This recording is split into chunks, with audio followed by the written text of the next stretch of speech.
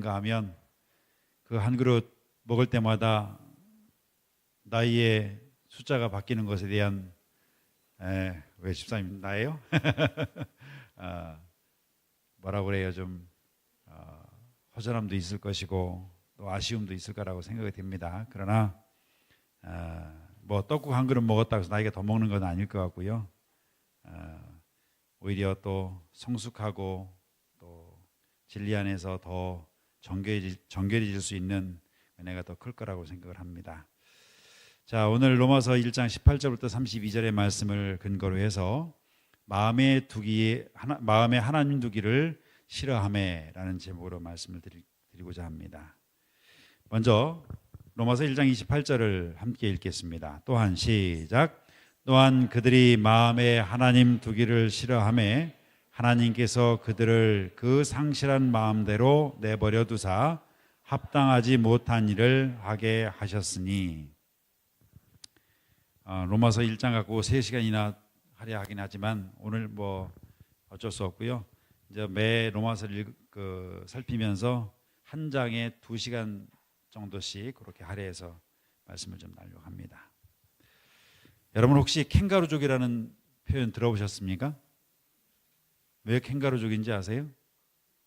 아시죠?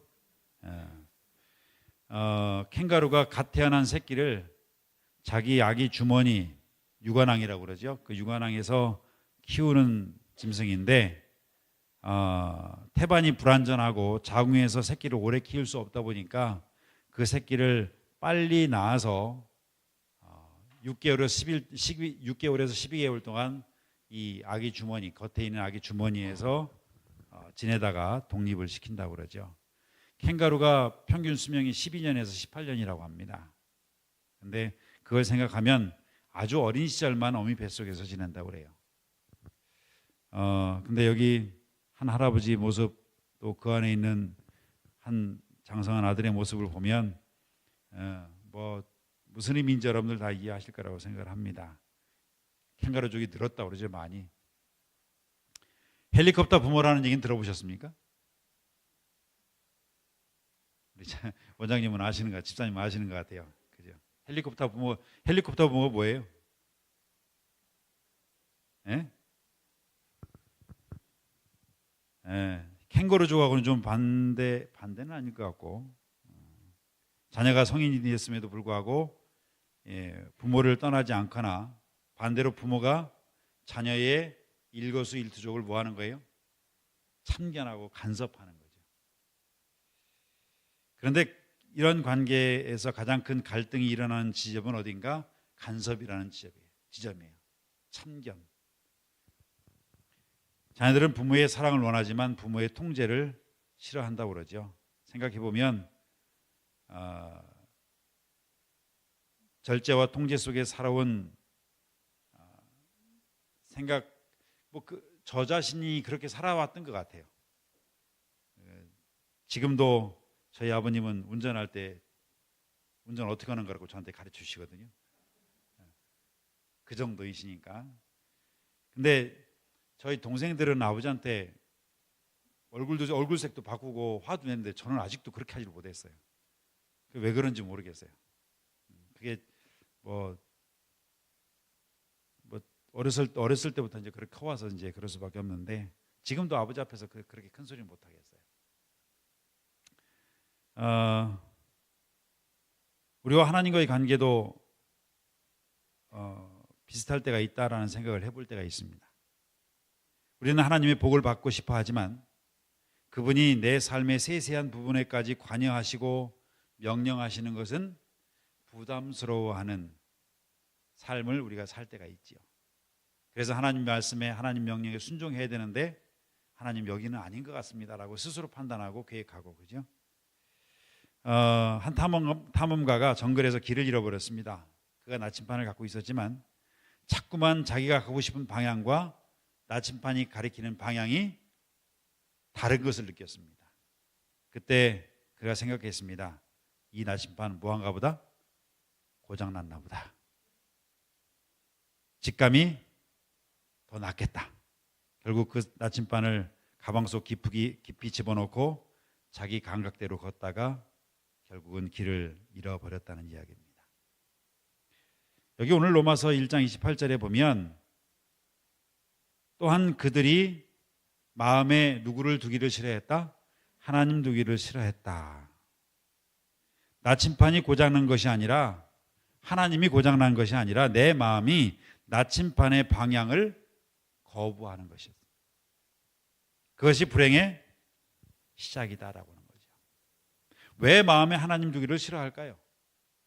오늘 성경 로마서는 서너 가지 이유를 드는데, 첫째는 하나님의 말씀을 거절하는 것입니다. 하나님의 계시를 거절하는 것입니다. 이방인들이 실패하게 된 사연에 대해서 밝히면서 이방인들이 왜 이토록 처참한 타락에 빠졌는지 그 원인을 말씀하면서 그들이 하나님을 몰라서 망한 것이 아니다. 그들이 실패한 이유는 첫 번째는 하나님 말씀을 거절했기 때문이다. 만물 속에 하나님의 능력과 하나님의 신성이 분명히 보여서 나타났지만 하나님의 섭리와 하나님의 신성과 하나님의 그 기적과 같은 세상의 그 흐름에 눈을 감아버리고 마는 것입니다. 두 번째로 왜 이방인들이 실패했는가? 감사를 잃어버렸습니다. 하나님을 알되 하나님을 영화롭게도 하지 아니하며 뭐하지 아니하고 감사하지 아니하고.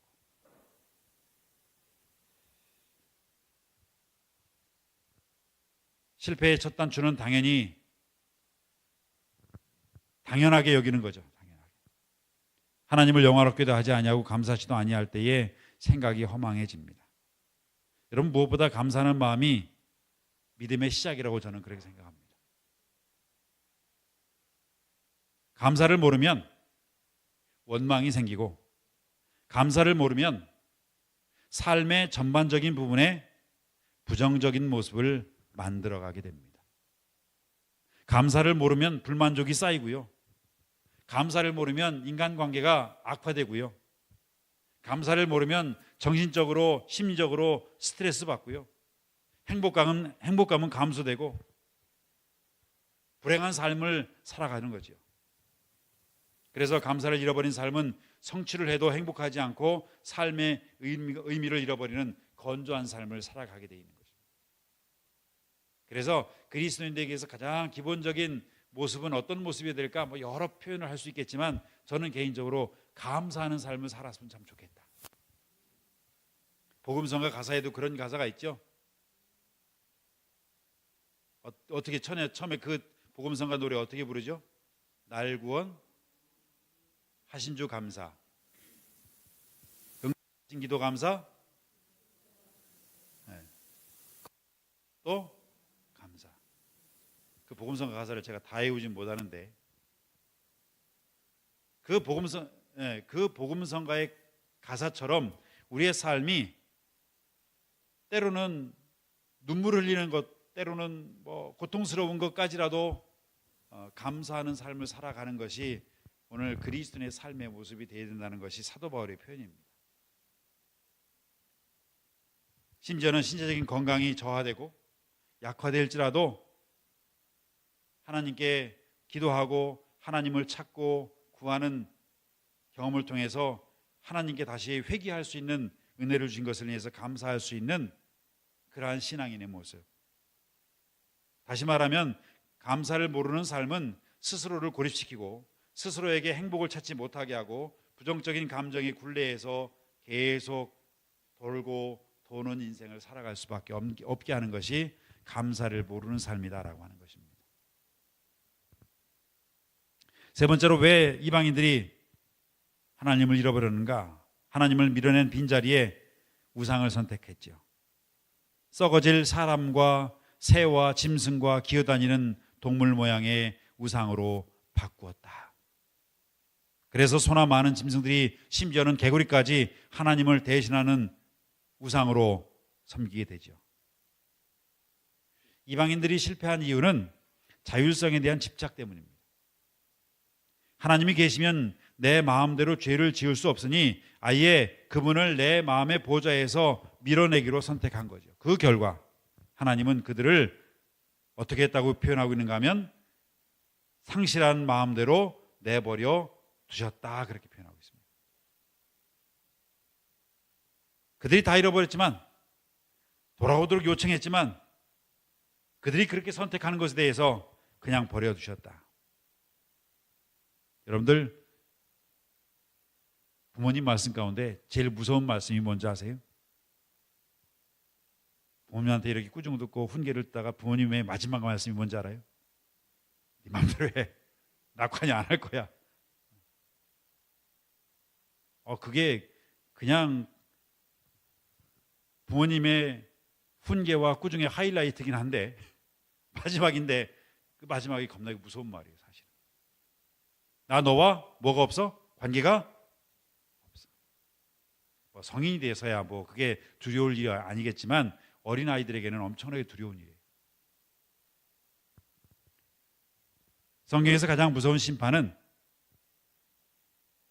유황불의 심판이 아니라 하나님이 간섭하지 않으시고 내버려 두는 것입니다. 그렇다면 오늘 우리들은 어떻습니까? 오늘날 우리가 하나님을 두려워하기, 하나님 두기를, 우리의 마음속에 하나님 두기를 싫어하는 이유가 뭘까? 오늘날 우리도 이방인들과 다르지 않은 이유 앞에 서 있습니다.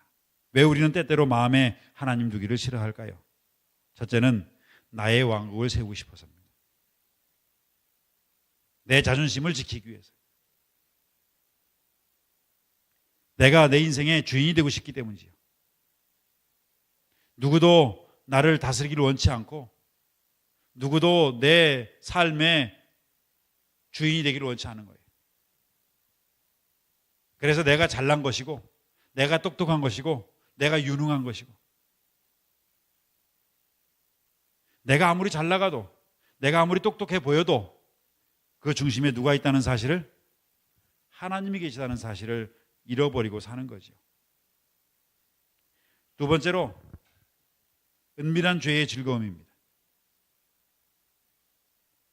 우리가 하나님 두기를 싫어하는 이유는 내가 즐기는 세속적인 쾌락과 습관들이 하나님이 계시면 불편해지는 거예요. 하나님을 믿으면 이렇게 하면 안 되는데, 생각은 있는데 몸이 안 따라가는 거예요. 그래서 바이블이 이런 표현을 했어요. 많은 사람이 자아를 굴복시키지 않았기 때문에 하나님을 마음에 두기를 싫어한다. 그들은 자신의 뜻이 하나님의 뜻에 굴복되는 것을 노예 상태처럼 여긴다. 그러나 자아를 하나님께 바치지 않는 자는 사단의 잔인한 지배 아래 있게 된다. 결국 우리 스스로를 하나님께 구별한 상태로 살아가는 것, 하나님께 드려진 상태로 살아가는 삶이 되어야 된다라는 거죠.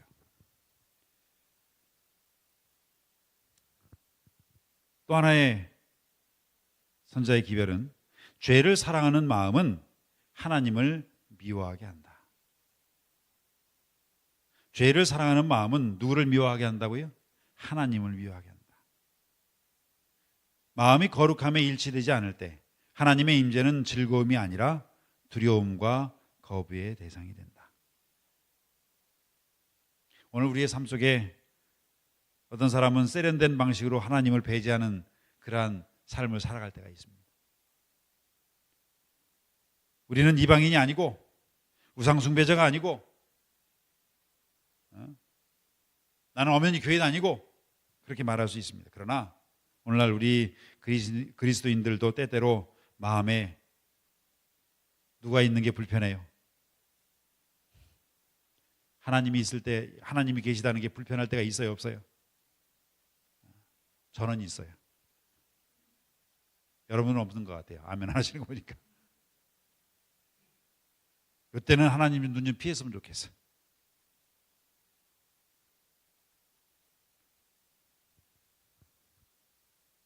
결정의 순간에 하나님을 제외시키려고 하는 우리의 욕심이 있죠.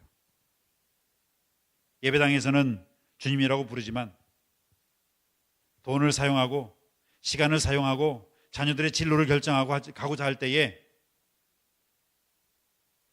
하나님, 이번 한 번만요. 하나님 잠깐만요. 그래서 하나님을 문 밖에 세워두는 우리의 삶의 습성들이 종종 있지 않습니까? 그 정도면 참 다행이에요. 아예 뭐도 안 해요? 생각도 안 해. 잠언서는 우리에게 이렇게 말씀합니다. 함께 읽어볼까요? 내 마음을 다하여 시작. 너는 마음을 다하여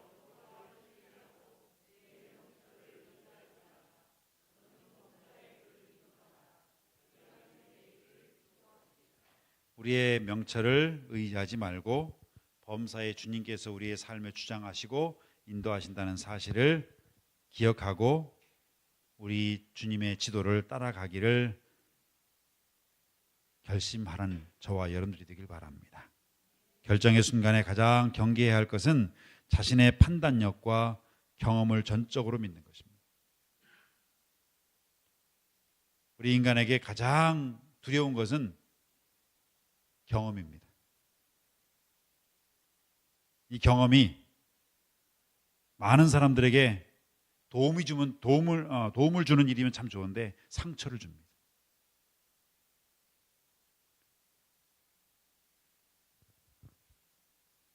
그 외에도 성경은 우리에게 결정의 순간에 하나님을 제외하는 우리의 습성들을 인하여 우리의 마음이 나뉘지 않기를 호소하고 있고, 사람이 마음으로 자기의 길을 계획할지라도 그의 걸음을 인도하시는 분은 여호와 하나님이라고 하는 말씀을 통해서라도 아무리 철저한 계획을 세우고 결정을 해도 최종적인 성취의 결과는 누구에게 달려 있음을, 하나님께 달려 있음을 명심해야 한다고 성경은 우리에게 가르치고 있습니다. 그래서 야고보 사도는 야고보서 1장 5절에 그런 말씀을 했죠. 너희 중에 누구든지 뭐가 부족하거든, 지혜가 부족하거든 모든 사람에게 후히 주시고 꾸짖지 아니하시는 누구에게? 하나님께 구하라. 그러면 주실 것이다. 결정하기 어려운 순간에 스스로 해결하지 말고 하나님께 지혜를 구할 수 있는 그러한 그리스도인의 태도가 오늘 저와 여러분들의 태도가 되기를 간절히 바랍니다. 자, 선자는 우리에게 이렇게 말씀합니다. 자아를 높이는 마음은 하나님을 기쁘시게 할 수 없다. 많은 사람이 그리스도인이라는 이름을 가지고 있으나 그들의 마음속에는 그리스도가 계시지 않는다. 그들은 하나님을 그들의 생각 속에 두기를 싫어한다. 우리 서천교회 성도들에게는 이러한 마음이 없다고 저는 확신합니다. 그렇게 하나님을 마음에 두기 싫어하면 어떤 현상이 나타나는가 나중에 나타나겠습니다만, 로마서 1장 29절부터 31절에 나열된 그 숱한 일들이 나타나죠. 불의, 추악, 탐욕, 시기, 분쟁 등등등. 자, 그렇다면 하나님을 거부하는 그러한 나 자신을 발견했을 때에 어떻게 대처하면 좋을까? 첫째, 즉시 유턴하십시오. 무슨 소리인지 이해하실 겁니다. 설교를 듣는 도중에 혹은 일상의 삶 속에서 내가 지금 하나님을 밀어내고 있구나, 내가 지금 하나님의 뜻을 거절하고 있구나 깨닫는 순간, 그것은 하나님의 기회입니다. 유턴하십시오. 잠언 28장 13절 다 함께 읽어보겠습니다. 시작.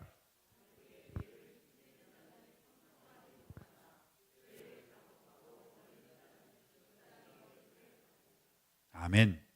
불쌍히 여김을 받는다는 의미가 무슨 의미예요? 죄를 자복하고 버리는 사람은 불쌍히 여김을 받겠다. 단순히 동정의 수준을 넘어서 하나님의 자비가, 전적인 용서가 그에게 경험되어질 것이다. 결국 우리가 완벽해서가 아니라 정직하게 자신의 연약함을 인정하고 하나님께 나아갈 때에 하나님의 무한한 자비가 그 사람에게 임할 것이라고 말씀하고 있는 것입니다. 변명하기 앞서서 하나님 앞에 정직하시기 바랍니다. 두 번째, 하나님을 거부하는 자신을 발견할 때의 대처법, 마음의 방을 청소하십시오. 하시기 바랍니다. 마음의 방을 청소하고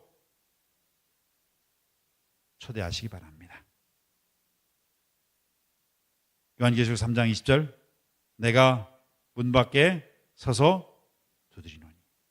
주님은 마음의 방을 청소하고자 하는 저와 여러분들에게 여러분들의 마음의 방을 문을 부수고 들어오는 분이 아닙니다. 주님의 때를 우선하여 들어오는 분이 아닙니다. 오늘 저와 여러분들이 열어야 들어오시는 분입니다. 기다려주시는 분입니다. 감사합니까? 내가 만신창이가 돼도, 다행히 그렇게 만신창이가 되기 전에 깨달으면 다행이고, 설사 만신창이가 돼도 그때까지라도 주님은 간섭하지 않고 기다리시는 분입니다.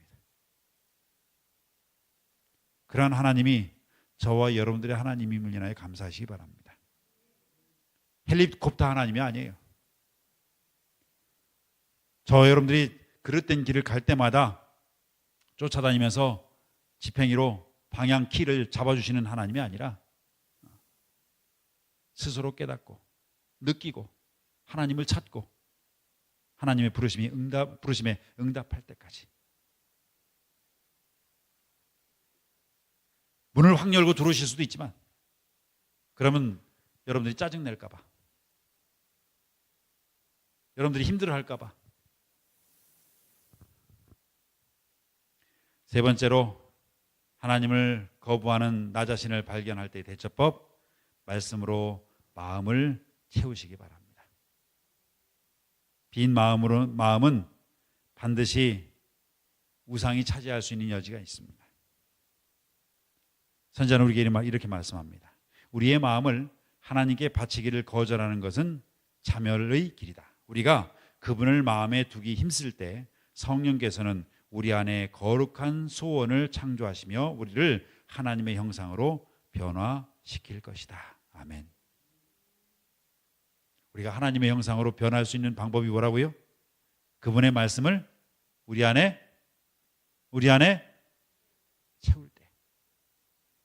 그래서 여러분들 아침 새벽에 말씀을 보고 여러 성도님들이 아멘 아멘 답을 달고, 저는 그 모습을 보면서 너무 감동을 많이 받아요.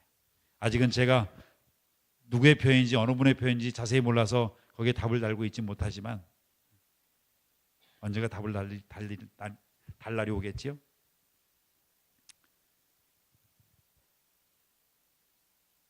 저는 이제 말씀을 마치면서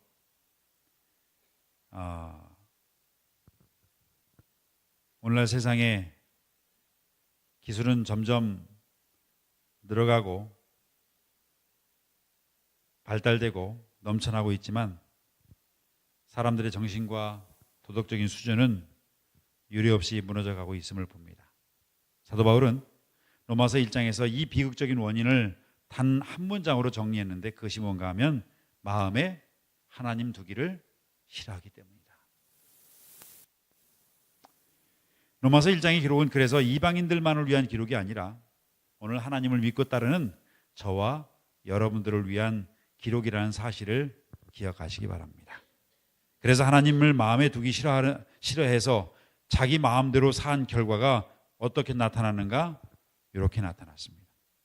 불의, 탐욕, 악독, 비방, 교만, 부모를 거역하는 것, 무정한 것, 무자비한 것.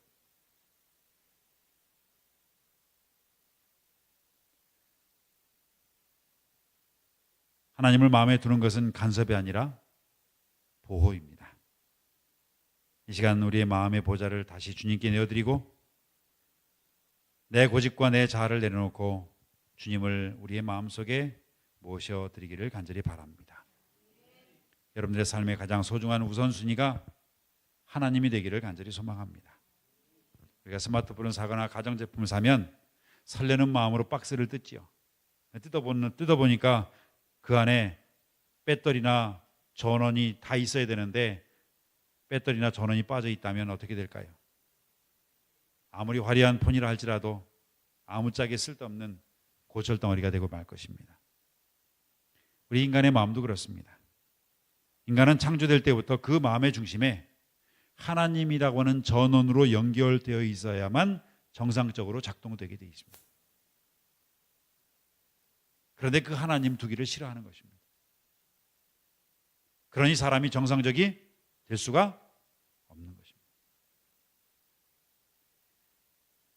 프랑스의 사상가였던 파스칼이라는 사람은 이런 표현을 했습니다. 모든 사람이 마음에는 하나님만이 채울 수 있는 공백이 있다. 이 사람이 철학자긴 하지만 제대로 된 말을 했어요. 모든 사람의 마음에는 하나님만이 채울 수 있는 공백이 있다. 그 하나님만이 채울 수 있는 공백에 우리는 세상 것들로 채워가다 보면 마음에 하나님 두기를 싫어하는 백성이 되는 겁니다.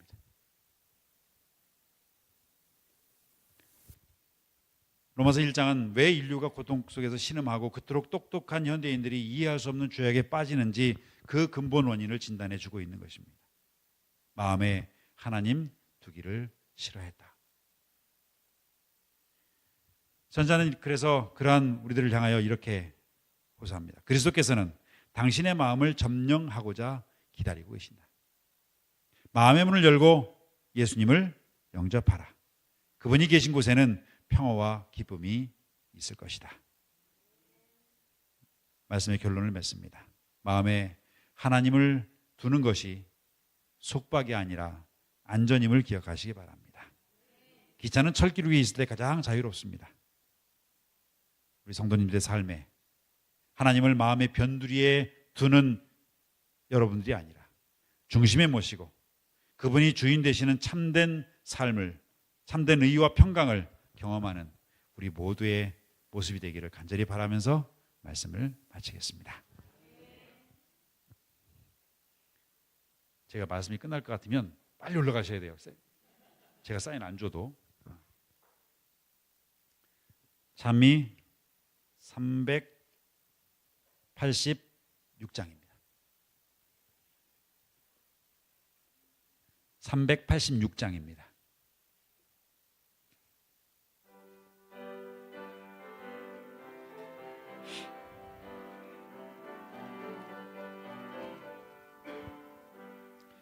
이 눈에 아무 증거 아니 보여도 믿음만을 가지고선을 걸으며 이 귀에 아무 소리 아니 들려도 하나님의 약속 위에 서리라. 걸어가세 믿음 위에 서서 나가세 의심 버리고 걸어가세 믿음 위에 서서 눈과 귀에 아무 증거 없어도 이 눈에 보기에는 어떠하든지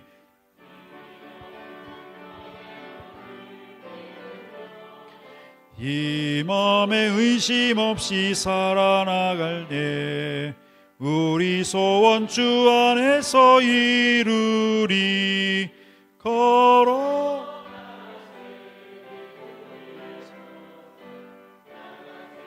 나가세 의심 버리고 걸어가세 믿음 위에 서서 눈과 귀에 아무 증거 없어도 당신의 거룩함을 두고 맹세한 하나님의 언약하심 진실하니 그 귀한 모든 약속 믿는 자에게 능치 못할 무슨 일이 있을까.